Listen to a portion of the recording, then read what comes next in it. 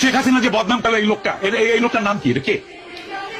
উনি একজন শিক্ষক। তাদের আমার মনে হয় আমি শিক্ষকদের শিক্ষক। ওকে, আমি বলছি এখন পদ্মা সেতু rail line, metro rail, elevated expressway, third terminal, Hatirjheel প্রকল্প, পূর্বাচল 300 ফিট, উড়াল সেতু নির্মাণ, বঙ্গবন্ধু যমুনা সেতু, যমুনা রেল সেতু, সমুদ্র সীমা বিজয়, বঙ্গবন্ধু স্যাটেলাইট, রূপপুর পারমাণবিক বিদ্যুৎ কেন্দ্র, Karnaphuli tunnel, Cox's Bazar rail line, Cox's Bazar আন্তর্জাতিক বিমানবন্দর, ঢাকা ও চট্টগ্রাম এক্সপ্রেসওয়ে, দায়রা বিদ্যুৎ কেন্দ্র, রামপাল বিদ্যুৎ কেন্দ্র, মাথারবাড়ি তাপ বিদ্যুৎ কেন্দ্র, 119টি বিদ্যুৎ কেন্দ্র স্থাপন, পায়রা সমুদ্র বন্দর, 100টি ইকোনমিক জোন, 560টি মডেল মসজিদ, 1681টি মাদ্রাসা ভবন নির্মাণ, কওমি মাদ্রাসার স্বীকৃতি, উন্নয়নশীল দেশের উন্নতিকরণ, রোহিঙ্গাদের আশ্রয়দান, সমস্ত দেশকে রেলওয়ের আওতায় আনার উদ্যোগ, ফ্লাইওভার নির্মাণ, মহাসড়কগুলোকে 4, 6 ও 8 লাইনে উন্নীত করা, এশিয়া হাইওয়ে রোড প্রকল্প, ঘরে ঘরে বিদ্যুৎ, ফ্লাইওভার, নদী ভাঙ্গন রোধ, শ্রমিকের মজুর বৃদ্ধি, বয়স্ক ভাতা, মাতৃত্বকালীন ভাতা, বিধবা ভাতা, মুক্তিযোদ্ধা ভাতা, শিক্ষা ভাতা, প্রতিদ্বন্দ্বী ভাতা, স্বামী পরিত্যক্তদের ভাতা, জেলেদের খাদ্য সহায়তা, ইমামদের ভাতা, বাসস্থান, বৈশাখী ভাতা, ডিজি কার্ড, আরো অজস্র।